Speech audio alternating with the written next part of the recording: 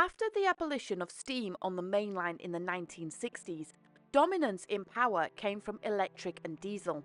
The most powerful of the British rail fleet would run on the same metal as the now retired Gresleys and Princess classes, taking passengers on the famous runs along the main line between London and Scotland.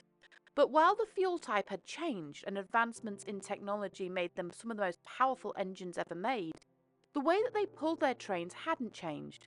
It was, as it's always been, an engine at the front pulling a rake of coaches. The majority of the diesels that ran on the main line had dual cabs, so the need for turntables were diminished.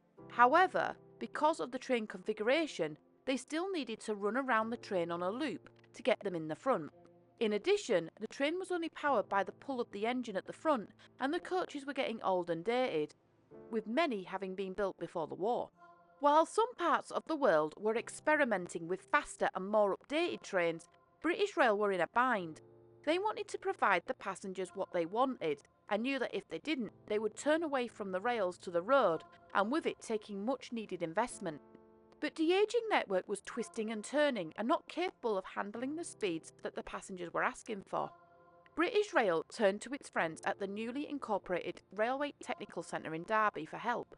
The centre was described to be the largest centre in the world and was evolved from the LMS Scientific Research Laboratory that was set up in 1935. Its goal was a collaboration of the greatest minds to help develop and test ideas to help improve passenger and freight numbers and comfort, so to increase profits. One of the top points of the agenda was build a successful high-speed train.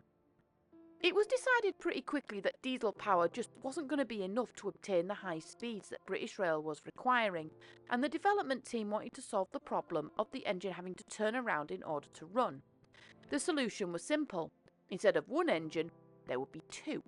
These power cars would provide the motive power, and possibly in an example taken from early Deltic designs, each power car could be driven. By having motive power at each end, both power cars can be used simultaneously to push and pull the carriages between them. But that wasn't the only advancement. The experimental engines were gas turbines. Gas turbines have been experimented on rails since the turn of the century. It works by using hot air from combustion to create thrust. In short, it works in four main stages. The first stage is intake. Air is pushed into the turbine inlet. Then it passes to the second stage, compression. The compression chamber is where the air is compressed and the pressure increases, and the air is then saturated with fuel. The third stage is combustion. The pressured compressed mixture is now supercharged as it enters the combustion chamber, where a spark ignites it. The reaction of the fuel against the spark causes a sudden expansion of the now red-hot gases. These gases drive a turbine for electricity, which is where the final stage happens, exhaust.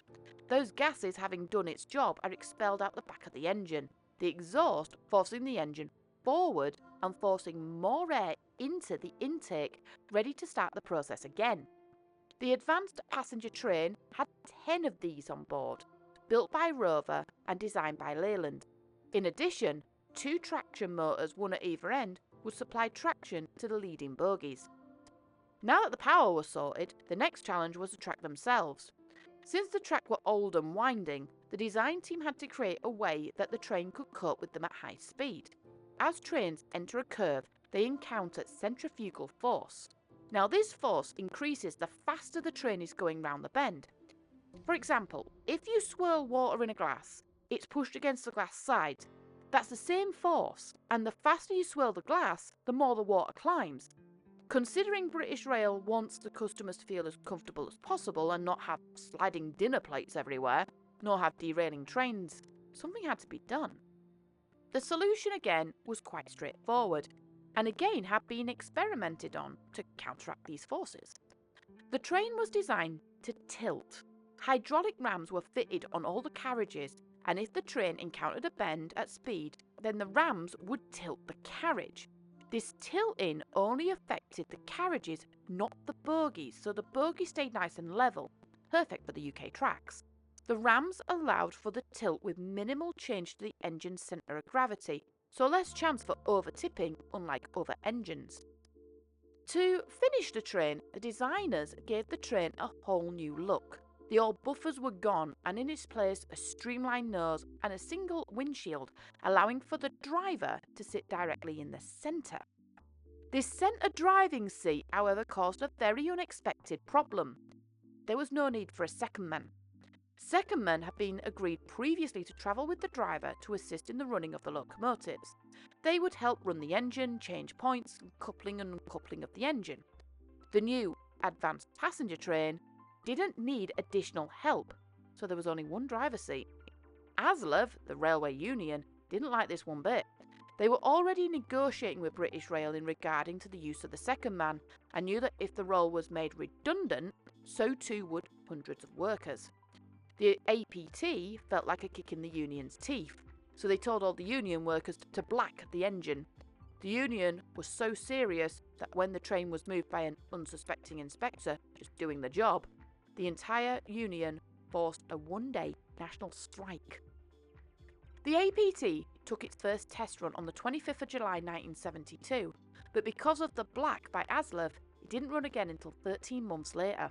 The twin power cars had 3 carriages between them. Instead of passengers, the coaches were filled to the brim with data recorders for the power cars. The testing resumed once the union had settled, but the APT-E was shown to be an unreliable runner. It had several components changed to improve its reliability, including new turbines, and it appeared to work, and on the 10th of August 1975, the APT-E reached a UK record speed of 152.3 miles an hour, the fastest on UK metal, before its brother, the APT-E, broke it again in 1979. The APT-E's last run was in 1976, where it was sent directly to the National Railway Museum. The engine was never used in standard passenger services and had done less miles than most cars, but it's probably one of the newest and least used engines in the collection, but it's no less striking. While the experimental engine was testing on the tracks, plans were put in place to make a production version. But 4 years after the experimental engine had been sent to the museum, there was still no sign of it. The project had been running for over a decade at this point, and everyone were getting annoyed with British Rail, seemingly dragging its heels. In 1981, BR was forced to put its 3 production prototypes on the line, thanks to government threatening to pull the funding, but the train's reliability issues cropped up again. Not only that, but passengers began to complain that the tilting motion was making them feel rather sick. Eventually, the problems began to be fixed, and APT was seemingly the way forward, even though the 3 engines were still the only ones on the lines. But a new contender was hot on the APT heels, and that was the HST, or high-speed train. These engines could go anywhere, had no tilt, and more importantly, were much more reliable. Although it took over 20 years to build, it just took 2 years to abandon the APT project for good. The APT project was short-lived on the tracks, however its design does live on. The design would live on in other high-speed trains that you can see running around the network today. The APT in part lives on in the majority of them, and its research was invaluable. The APT-E sits at Locomotion under the care of the National Railway Museum and a team of volunteers under an extensive restoration programme. In 2004, the rams responsible for the train's tilt were removed, and the train was put on blocks. While this was necessary, it made the carriages unstable. Eventually, this was replaced with a specialist-made anti-tilt block, giving the engine much-needed stability and ready for the volunteers to work on the interior. An APT-P resides at Crew Heritage Centre. So there's much more to speak of on the APT-E, so I'll cover these engines later. But for the APT-E, it's still at Locomotion, so whenever you're about, go see it. It's a wonderful engine, and it's the only gas turbine engine we have. And check out the volunteer website. If you want to help them out, it will offer a unique inside view of a very special train.